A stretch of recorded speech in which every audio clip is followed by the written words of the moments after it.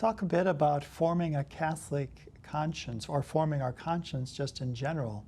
That sometimes a defense for avoiding topics is, well, I'm just following my conscience. But we have an obligation also to form our consciences in the truth. Yes.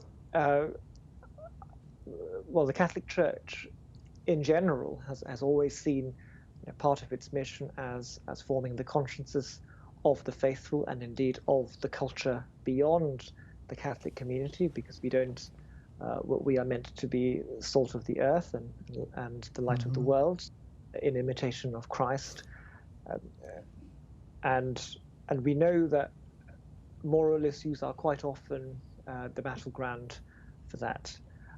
A lot of people, it's not, I don't want to say that moral issues are what ultimately makes the church tick, or what ultimately makes our faith what it is. I think if you go back to what Pope Benedict said in Deus Caritas Est, his first encyclical, Christianity is not a system of moral propositions or anything like that.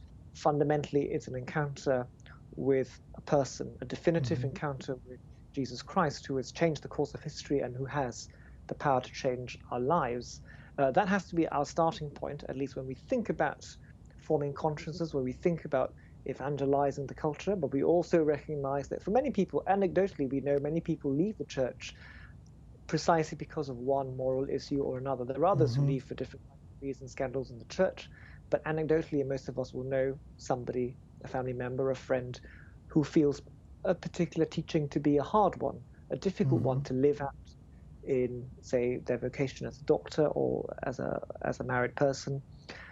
And so the formation of consciences has an important role to play, but it has to be situated in the overall framework of what we're trying to do to spread the good news. I think that's why that title of John Paul II's great encyclical Evangelium Vitae, the gospel of life, is so important, because it reminds us that fundamentally Catholic bioethics is good news.